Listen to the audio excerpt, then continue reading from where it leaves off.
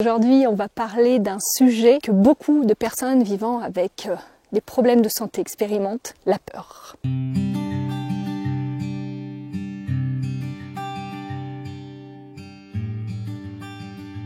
Bonjour à tous, je suis ravie de vous retrouver pour cette vidéo qui va parler d'un sujet très large, donc j'ai eu un petit peu du mal à structurer mon propos, mais aujourd'hui on va parler du fait d'expérimenter une peur tellement intense finalement qu'elle peut aller jusqu'à la terreur, jusqu'au fait qu'on est paralysé, qu'on ne sait pas quoi faire, et elle peut même se manifester quelquefois pour certains par des attaques de panique qui ne viennent pas finalement d'un trouble anxieux, mais qui viennent de la situation liée à la maladie chronique. Peut-être certains d'entre vous viennent de la première vidéo que je viens d'enregistrer il y a une demi-heure, un petit peu plus loin, qui parlait de mon expérience à moi avec la peur, d'une situation où je vous expliquais un petit peu mieux comment moi j'ai fait face à cette situation, peut-être une vidéo un petit peu plus personnelle, donc si elle vous intéresse, vous pouvez aller la voir là-haut.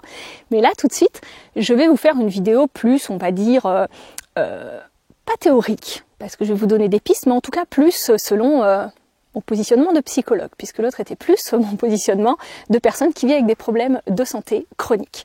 Donc dans cette vidéo, je vais vous expliquer ce qu'est la peur en tant qu'émotion, pourquoi elle se manifeste beaucoup quand on vit avec une maladie chronique et pourquoi quelquefois elle se manifeste de manière peut-être entre guillemets illogique, même si elle n'est pas si illogique que ça. Qu'est-ce qu'on fait en général face à ça pour s'apaiser? Pourquoi quelquefois ça n'apaise pas?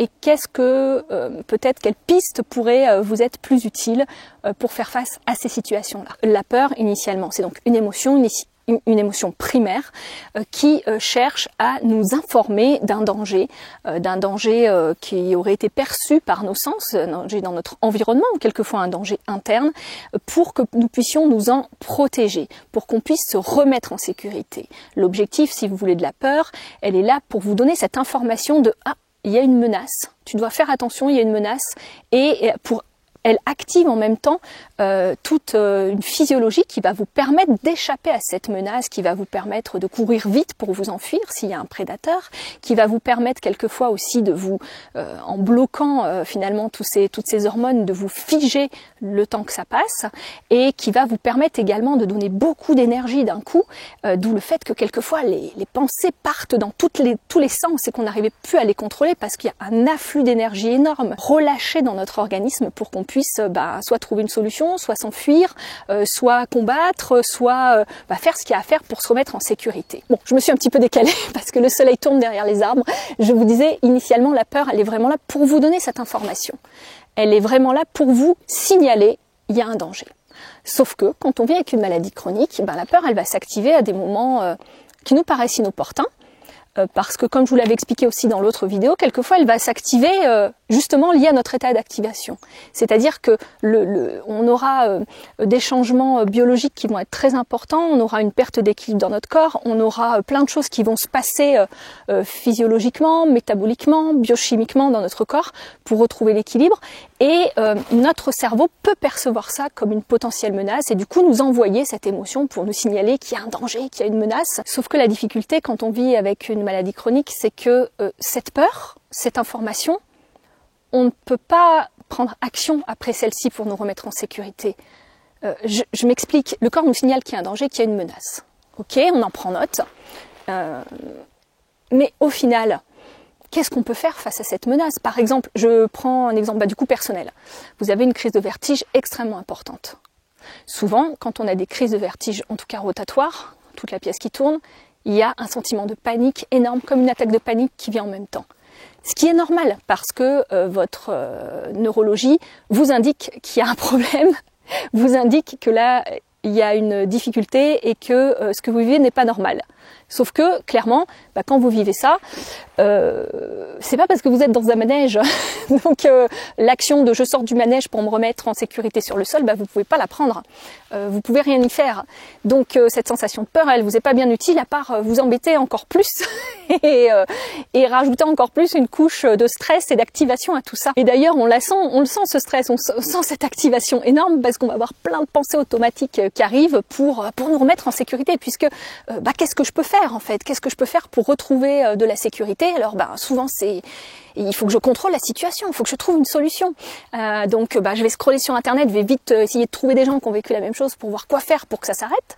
Je vais vite essayer de prendre des rendez-vous avec d'autres médecins parce que là du coup il y a vraiment un problème, donc il faut tout de suite que je trouve une solution. Je vais essayer de reprendre du contrôle pour me rassurer, pour me resécuriser. En général, soit on va essayer de contrôler encore plus, de trouver une solution, mais on va bien se rendre compte que la solution on l'a pas forcément parce qu'on ne contrôle pas notre corps. Et à l'inverse, on va quelquefois essayer d'éviter tout ce qui peut déclencher cette peur et on va essayer d'éviter, on va se couper de nos ressentis, on va se couper de nos émotions, sauf que au bout d'un moment, on a beau se couper, ça remonte. Et le niveau d'activation remonte et du coup on va ressentir quelquefois de plus en plus ces sensations de peur, ou tout du moins elles vont être de plus en plus intenses et de plus en plus angoissantes, parce que plus on va les vivre, plus on va ancrer dans notre mémoire que cette situation est une menace. Et c'est vrai que à court terme, le fait soit d'essayer de reprendre du contrôle pour se sécuriser, soit d'éviter finalement ce qui va déclencher cet état d'activation trop fort, qui va déclencher cette peur, cette angoisse, cette terreur quelquefois, ce sont des bonnes solutions. Sauf que à long terme en fait, parce que vous allez revivre ces situations avec la maladie, le problème c'est qu'à long terme, ça donne le signal à votre cerveau et ça sensibilise votre cerveau, votre amygdale qui est le centre de la peur, entre guillemets, enfin qui est l'alarme de la peur, ça va sensibiliser au fait que vivre ça, ce n'est pas normal. Vivre ça, je dois l'éviter à tout prix. Vivre ça, c'est une menace. Et qu'est-ce qui va se passer? C'est que plus vous allez avoir une petite sensation qui va apparaître de peur, plus votre cerveau va y réagir fortement et plus la peur va monter rapidement. C'est exactement ce qui se passe dans le phénomène des troubles paniques. Plus on en vit, plus on va en avoir peur, et plus on en a peur, plus ça va sensibiliser. Ça fait un cercle vicieux parce que plus notre cerveau va le détecter rapidement. Alors, c'est un petit peu différent, je suis d'accord avec la maladie chronique, parce que du coup vous allez vous dire oui mais là j'ai des vraies raisons d'avoir peur. Alors certes, oui, il y a des vraies angoisses, et ça les angoisses, on peut vraiment prendre du recul sur ces angoisses, les poser à plat, y réfléchir, mettre des actions en place pour justement que ces angoisses, apaiser ces angoisses-là, et je vous en avais déjà parlé dans une précédente vidéo sur la peur que je vous remettrai là-haut. Mais à long terme, quand on est à un niveau où on sent vraiment cette terreur qui nous paralyse, de dire mais je peux plus là, je peux plus avancer, c'est plus possible, et toute cette physiologie qui s'active, c'est vraiment qu'on est dans autre chose que de l'angoisse, qu'on est dans autre chose que de l'anticipation, que vraiment c'est notre corps qui est dépassé, que notre niveau d'activation est vraiment trop fort. Et comment s'aider dans ces moments-là? Dans ces moments-là, c'est pas la raison qui va vous aider.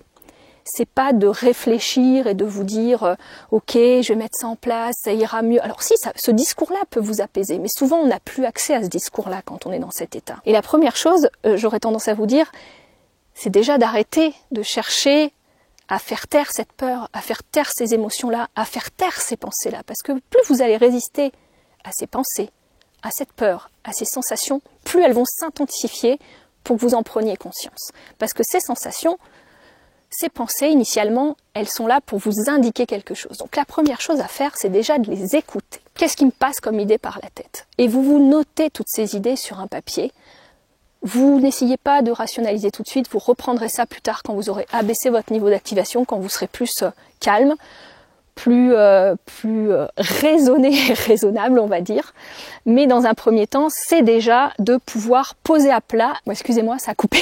Je n'avais plus de batterie. Donc je vous disais, dans un premier temps, c'est vraiment important d'écouter en fait ce qui se passe en vous, d'être le témoin finalement de tout ça, de pas essayer de prendre acte, de pas essayer de faire quelque chose, de pas essayer de contrôler, de pas essayer d'éviter, de pas essayer de raisonner, mais juste d'être avec ce qui se présente.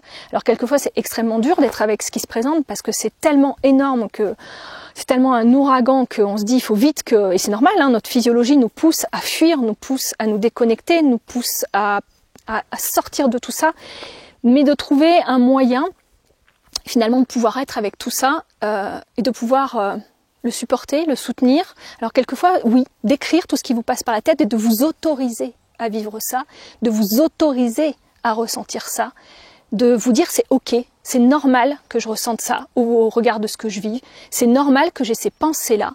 Et ça ne veut pas dire que ces pensées vous appartiennent ou vous définissent.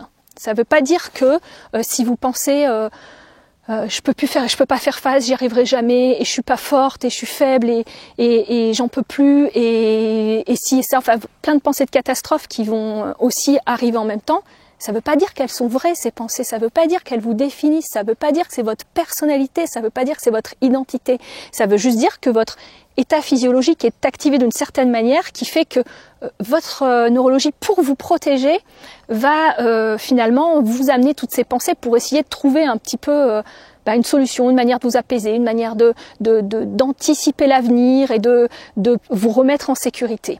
Vous n'êtes pas obligé de les croire. Sur le coup, vous allez fusionner avec elles quand ça arrive. Quand ça arrive, vous allez vous dire, c'est mes pensées, c'est moi. Et c'est ok de fonctionner comme ça, c'est normal.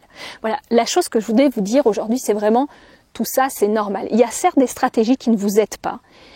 Et le fait de contrôler, et le fait d'éviter, même si quelquefois on ne peut pas faire autrement, et quelquefois il faut le faire, parce qu'on est dans une situation tellement énorme que notre physiologie ne peut pas le supporter.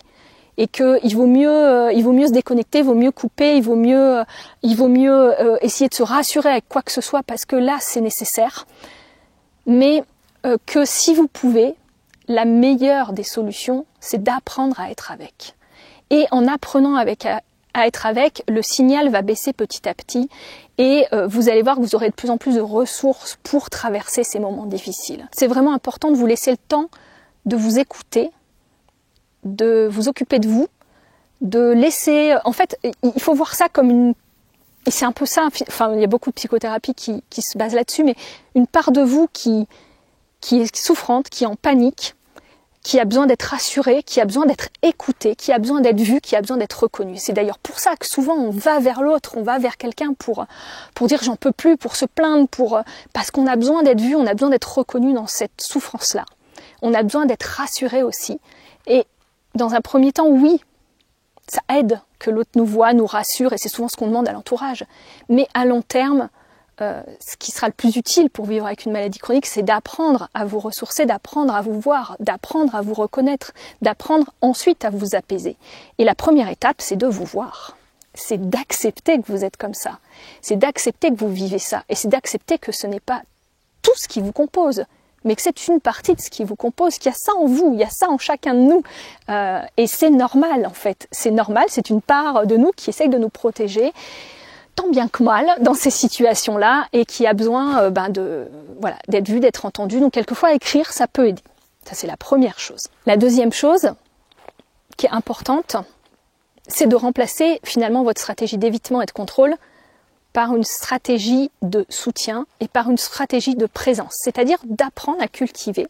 Il y a cette part-là qui est en pleine panique et qui n'en peut plus et qui a besoin d'être rassurée et avec laquelle vous fusionnez totalement. Et à côté, d'apprendre à cultiver une autre part de vous qui serait plus calme, plus apaisée, plus apaisante, soutenante. Dans ces moments-là, quand vous n'allez pas bien, de vous imaginer ce dont vous auriez besoin. De vous dire, si quelqu'un était là pour m'aider, qu'est-ce que j'aurais besoin qu'il me dise?